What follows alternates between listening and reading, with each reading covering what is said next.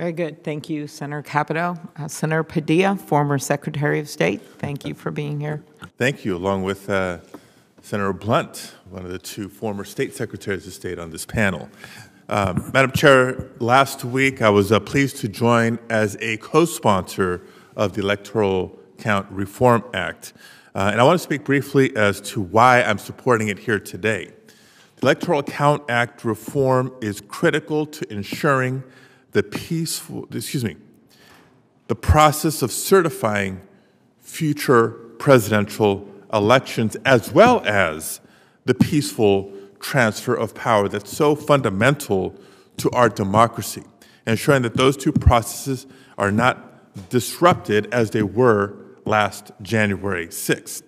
So as we take this next step in the legislative process, I too want to thank all the members involved in crafting this bipartisan bill, because I'm mindful that this isn't just another vote at another markup. This vote is about living up to our oath of office. When we were each sworn in, we swore to preserve, protect, and defend the Constitution of the United States.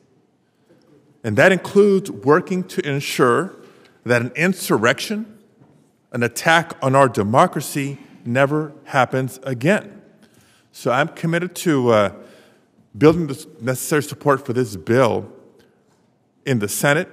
I'm committed to reaching out to our colleagues in the House, and I'm committed to doing the work to get this bill to the President's desk for signature. But I also note that as important as it is to fix the outdated Electoral Count Act, as you mentioned, Madam Chair, as California's former Secretary of State, I know that this isn't the only part of our election system that needs updating. Across the country, too many Americans still experience unnecessary obstacles to exercising their right to vote. And election workers who are on the front lines of administering our democracy are increasingly facing threats and harassment for simply doing their job. We must do better.